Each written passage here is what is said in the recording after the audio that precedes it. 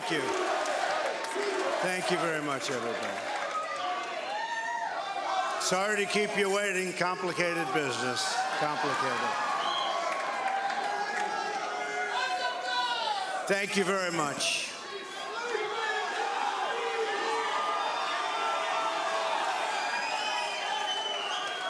I've just received a call from Secretary Clinton.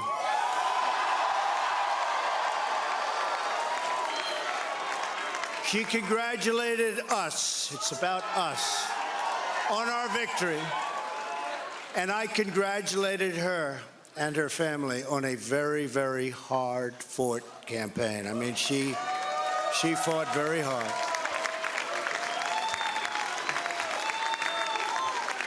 Hillary has worked very long and very hard over a long period of time, and we owe her a major debt of gratitude for her service to our country. I mean that very sincerely. Now it's time for America to bind the wounds of division, have to get together. To all Republicans and Democrats and independents across this nation, I say it is time for us to come together as one united people. It's time. I pledge to every citizen of our land that I will be president for all Americans, and this is so important to me.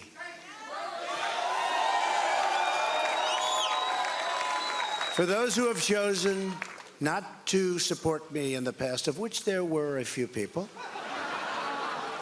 I'm reaching out to you for your guidance and your help so that we can work together and unify our great country.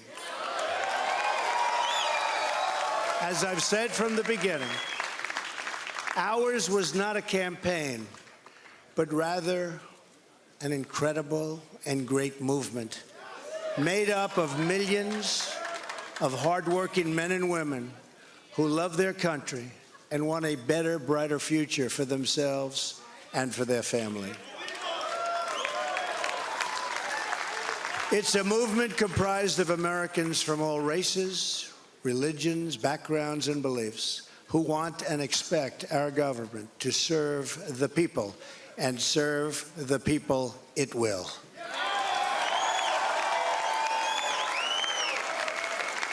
Working together, we will begin the urgent task of rebuilding our nation and renewing the American dream.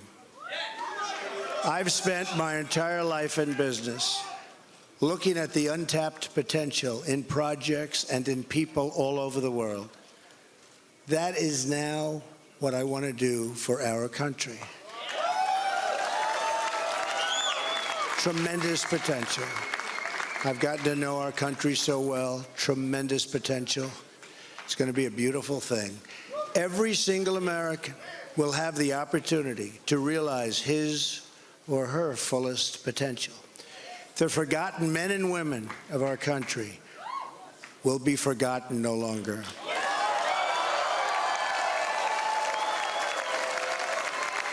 We are going to fix our inner cities and rebuild our highways, bridges, tunnels, airports, schools, hospitals. We're going to rebuild our infrastructure, which will become, by the way, second to none. And we will put millions of our people to work as we rebuild it. We will also finally take care of our great veterans. Who've been so loyal, and I've gotten to know so many over this 18-month journey. The time I've spent with them during this campaign has been among my greatest honors. Our veterans are incredible people. We will embark upon a project of national growth and renewal. I will harness the creative talents of our people, and we will call upon the best and brightest to leverage their tremendous talent for the benefit of all. It's going to happen. We have a great economic plan. We will double our growth and have the strongest economy anywhere in the world. At the same time, we will get along with all other nations willing to get along with us. We will be. We'll have great relationships. We expect to have great relationships. No dream is too big. No challenge is too great. Nothing we want for our future is beyond our reach. America will no longer settle for anything less than the best. We must reclaim our country's destiny and dream big and bold and daring. We have to do that. We're going to dream of things for our country, and beautiful things and successful things once again. I want to tell the world community that while we will always put America's interests first, we will deal fairly with everyone, all people and all other nations. We will seek common ground, not hostility, partnership, not conflict. And now, I'd like to take this moment to thank some of the people who really helped me with this, what they are calling tonight, very, very historic victory. First, I want to thank my parents, who I know are looking down on me right now. Great people. I've learned so much from them. They were wonderful in every regard. I had truly great parents. I also want to thank my sisters, Marianne and Elizabeth, who are here with us tonight. And where are they? They're here someplace. They're very shy, actually. And my brother Robert, my great friend. Where is Robert? Where is Robert? My brother Robert. And they should all be on this stage, but that's okay. They are great. And also my late brother, Fred, great guy, fantastic guy. Fantastic family. I was very lucky. Great brothers, sisters, great, unbelievable parents. To Melania and Don,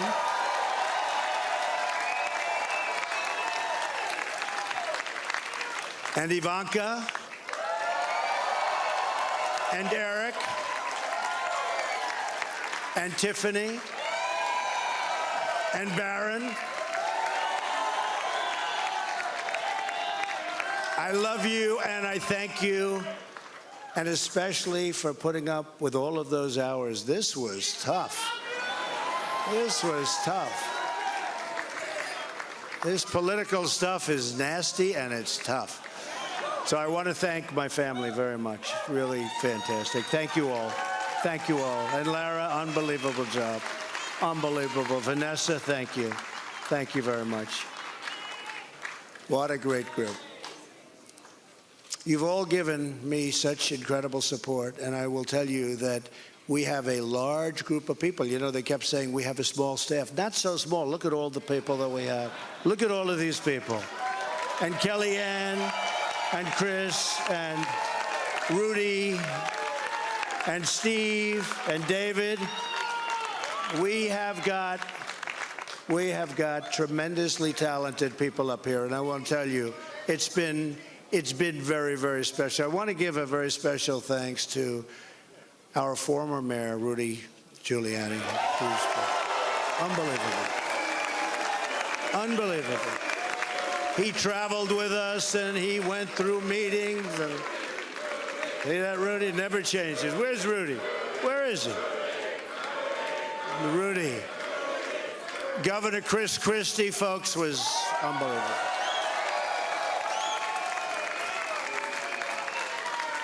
Thank you, Chris. The first man, first senator, first major politician, and let me tell you, he is highly respected in Washington because he's as smart as you get. Senator Jeff Sessions. Where's Jeff?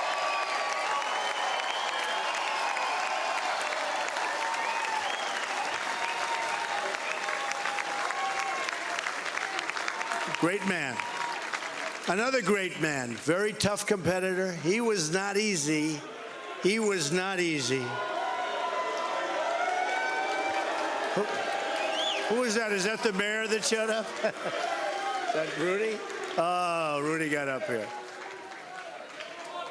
Another great man who has been really a friend to me. But I'll tell you, I got to know him as a competitor because he was one of the folks that was negotiating to go against those Democrats. Dr. Ben Carson. Where's Ben? Where is Ben?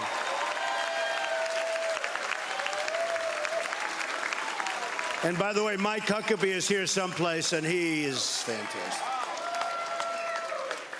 Mike and his family, Sarah, thank you very much. General Mike Flynn. Where is Mike? And General Kellogg.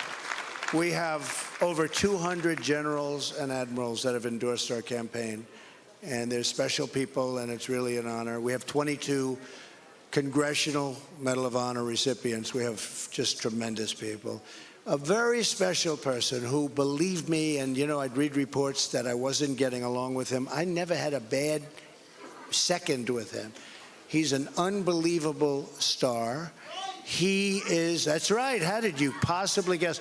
So let me tell you about Reince. And I've said this. I said, Reince, and I know it. Look at all those people over there. I know it. Reince is a superstar. But I said, they can't call you a superstar, Reince, unless we win. Because you can't be called a superstar like Secretariat. If Secretariat came in second, Secretariat would not have that big, beautiful bronze bust at the track at Belmont. But I'll tell you, Reince is really a star. And he is the hardest working guy. And in a certain way, I did this. Reince, come up here. Where is Reince? Get over here, Reince. Boy, oh, boy, oh, boy. It's about time you did this, Reince. Huh? My God. Yeah, say a few words. Oh, come on. Say something. Ladies and gentlemen, the next president of the United States, Donald Trump. Thank you. It's been an honor. God bless. Thank God. You bet. Amazing guy. Our partnership with the RNC was so important to the success and what we've done. So I also have to say I've gotten to know some incredible people, the Secret Service people.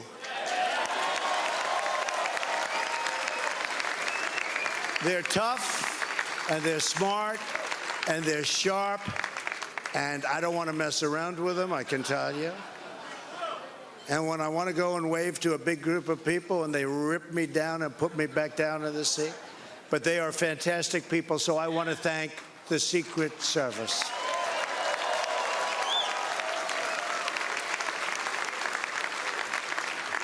And law enforcement in New York City, they're here tonight.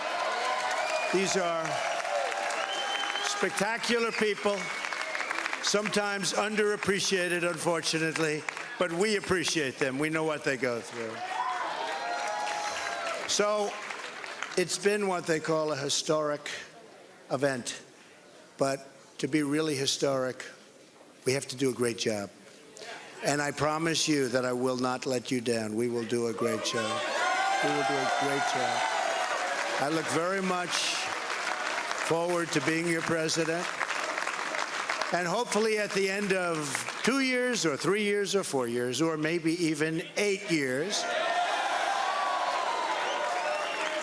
you will say, so many of you work so hard for us, but you will say that that was something that you really were very proud to do. And I can thank you very much.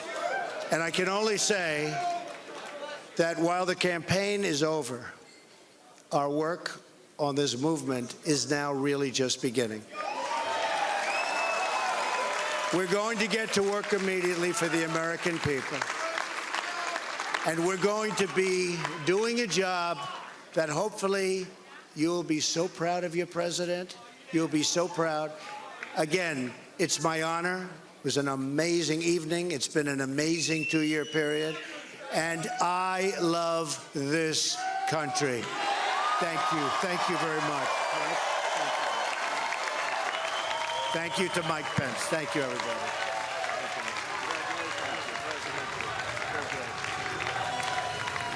You're looking at live pictures coming as Donald Trump, the president-elect of the United States, lays out some of his ideas for what the next 4 years will be looking like. To be honest, the market actually responded reasonably positively to what he had to say over the last few minutes, bringing the country together. He talked about infrastructure spending. It'll be interesting to see how this gets priced in over the next few hours. But the early indications are that the market has priced out some of the negativity that was there earlier on. European markets have opened as he has been speaking. It took the market makers a while to get the DAX open, but London certainly coming initially in a little further down than it is now. The Stock 600 is down by 2.31%. And as you can see across the piece in Europe, London actually faring reasonably well. The DAX in Germany now down by 2.9%. Let's get some details on what exactly we have been seeing in the markets as we've been listening to Donald Trump, the president-elect of the United States. Caroline Hyde has what we need to know.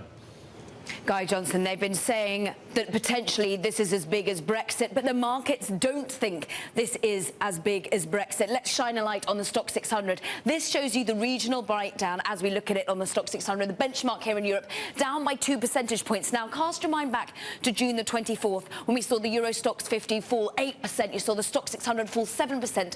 Today we are down categorically across every single region, but not as much as in the ramifications, the post-event of Brexit. But still, this political monumental event that has happened in the United States does see a flight to safety out of the risky assets of equities into your gilts, into your UK debt. We're seeing yields just come down. We're at 1.1857. We're about 5 bips lower, therefore. We're seeing money moving into these so-called havens. We're also seeing money move into the euro. Check out the trade of the euro-Mexican peso. We have seen significant ramp up. At one point, it was a record high. It was a record move. 15% higher in the euro versus the Mexican peso. Now, just coming off of those immediate concerns as we see perhaps some more conciliatory visions coming from Donald Trump. But I leave you with a sector breakdown on the Stock 600, digging back into stocks. One ray of green for you, but it's just consumer discretionary down by 3 percentage points. The banks as well feeling the pain. We know Berenberg have been going negative on this particular sector. Let's dig into individual movers with Nera Church. Thanks, Caroline. As you were showing there, healthcare stocks, the only industry group that's gaining at the moment on the Stock 600. I wanted to highlight Novo Nordisk, up 5.8% now, up 5.9%. We've been seeing other pharma stocks gaining as well. A lot of people were saying that this industry group might rally, of course, on the back of a Trump victory, and that is indeed what we're seeing here. Novo Nordisk has, throughout the campaign, been sort of moving inversely with Clinton's prospects for the victory. Vestas Wind Systems. Now, of course, this is about Trump being more against the renewables and wanting to bring back coal. So we're seeing Vestas down 10.5%. No surprise as well, because it gets a significant amount of its revenue from the US. So this Danish wind turbine maker very much feeling the pain. It is actually the worst performer, or one of, at the very least, worst performers on the Stock 600 at the moment. I put in WPP here because this was one of the stocks that a number of analysts, notably from Barclays, said might underperform if Trump won. Of course, it gets a lot of its revenue as well from the US. It's only off by 1.8% at the moment. Certainly another stock that would have been good to get in here would have been Randgold and also Fresnillo, because we are seeing those gold miners outperform off the back of the performance of gold that we're seeing jumping the most since Brexit, the most since 2009, in fact, on that bid for the safe haven. And then finally, I put HSBC in here, down 2.7% at the moment, just because banks were also seen in focus. Different calls as to where we might see banks go, obviously, in the aftermath. Some people saying that higher bond yields actually on a Trump victory might be positive for banks. Citi saying that specifically on November the 7th, that a win for Trump may increase global bond yields, which is positive for European banks. There are still, however, significant risks, of course. Guy?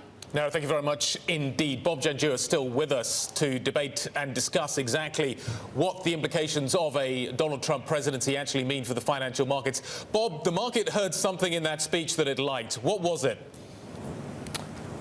Look, I mean, I think it was conciliatory, right? So that's a good thing. I think talking about infrastructure spending, I think it's a good thing, you know, from an economy perspective. And I think the reality is that the market now is beginning to realise, perhaps, that with a Republican clean sweep, fiscal policy may be a reality. I think we will have to confront the issues with the Fed going forward. I think Mr. Trump's going to have to become a lot clearer on that front. The other interesting note, I think, around treasuries in the curve kind of normalizing again and perhaps looking to steepen today is really about issuance, I think, in future fiscal hopes. So let's see. It's also perhaps a talk about the fact that greater isolationism should mean higher prices, right? So ultimately, more inflation, and so there's a whole bunch of things in the mix. I think the other interesting part of this is Europe.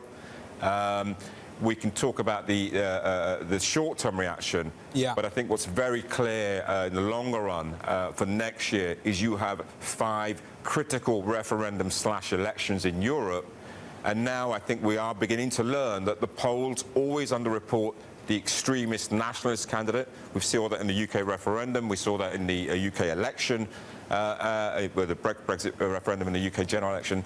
So I think in Europe there's going to be a lot more angst going forward about what could happen in Italy, Austria, France, of course, Germany, and I think the one that scares me the most potentially is what's going to happen in Holland.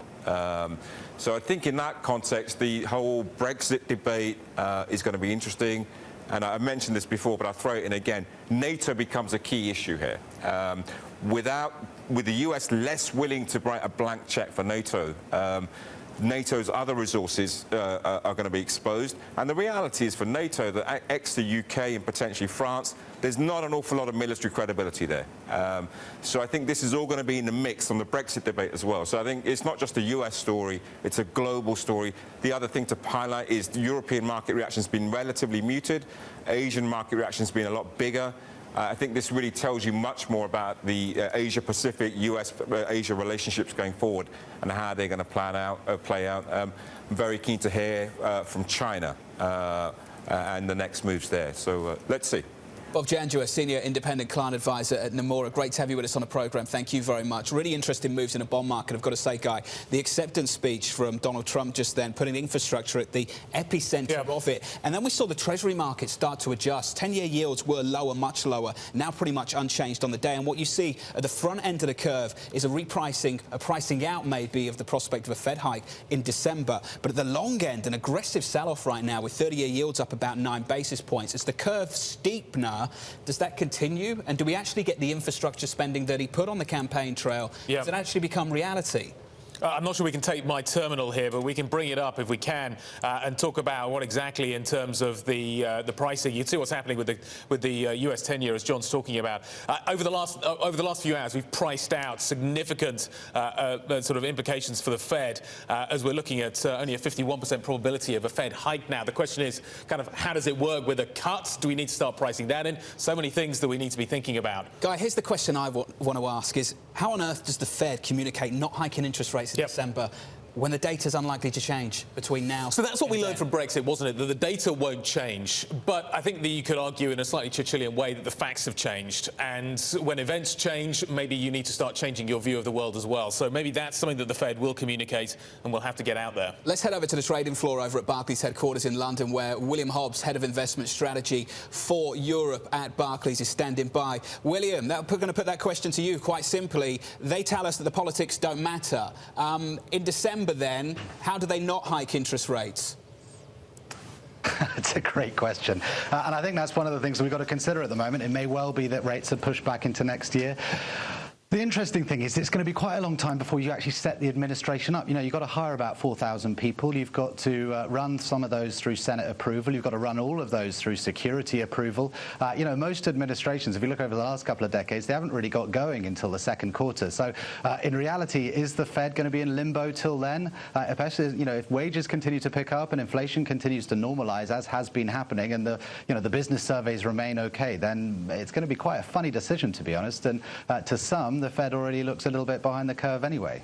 William, the markets already heard something in the speech that Donald Trump delivered a few minutes ago, and it liked the idea that maybe the infrastructure story is going to be a big part of what this administration is going to deliver for America. How long before these markets go from thinking that this is a negative shock to thinking that this could be a positive one? If you start pricing in a big infrastructure spend, what is the market going to do to that, and how's it going to react? Does it need to wait for details, or is the kind of the broad brush enough? Yeah, I mean, it's really difficult, isn't it? Because, I mean, if you're trying to get a sense of his presidency from his various, very fluid and often conflicting campaign trail promises, it's quite difficult to get a sense. And if there is one thing that there seems to be agreement on across the houses, across Congress, it seems to be that there's some need for infrastructure spend. And certainly academically and under sort of, the official sectors, there's a big agreement that the U.S., infrastructure needs updating. So maybe this is one of the things that that does get done. But I think generally what we're looking at is domestically, you would argue that the congressional checks and balances will probably sort of rein in some of his more extreme campaign trail promises. Internationally, that's where there's a bit more argument, because the president does have more powers to act unilaterally. There are certain statutes and acts that he can invoke, even though Congress is supposed to have the power to sort of monitor the U.S.'s relations internationally in terms of commerce. The president does have power to act unilaterally, and that's really the thing that people are watching for. The Peterson Institute put out a good piece recently suggesting that, if he does get to carry out all of his threats to the degree that he can, then you're looking at a recession in the U.S., 2018-19, probably global as well. So these are all things to think about, and I guess we're really going to have to watch what's, what his statements are, what his cabinet appointments look like, that kind of thing. William, I'm stripping down the Stock 600 on my Bloomberg right now. Maybe we can show that on the screen for viewers. And it's not a complete washout for the European equity market. In fact, if you look at the individual industry groups, the biggest gainer is healthcare. Now, at this point, there's an assumption in this market that healthcare and the pricing issue that surrounded this campaign is somehow going to go away. Is that the correct assumption at this point, as far as you're concerned? Well, I mean, we've always been a bit wary of translating campaign trail promises into sort of actionable policy. If you look at sort of what people have, politicians in the U.S. have been talking about drug pricing for a long time now, and not much has happened. So, and I think that probably translates to a lot of kind of the sector calls. You've got to be wary of just how precisely, we can translate what they've been saying on the stump box to what actually gets through Congress. And remember that, domestically at least, Congress does hold the, very important powers. It's a very important check and balance domestically. So we'd be wary of that, and we'd actually stick to the view that it's still the underlying economy that you've got to watch. We tend to believe that some of his more extreme international promises with regards to moving back out of the WTO, the renegotiate or calling China a currency manipulator, 45% tariffs, all of that looks quite extreme to us, and we would suggest that if you've got Mike Pence as your running mate, then it's unlikely you're going to go totally down that route. So that leaves you focusing on the underlying economy and the prospects for the economy.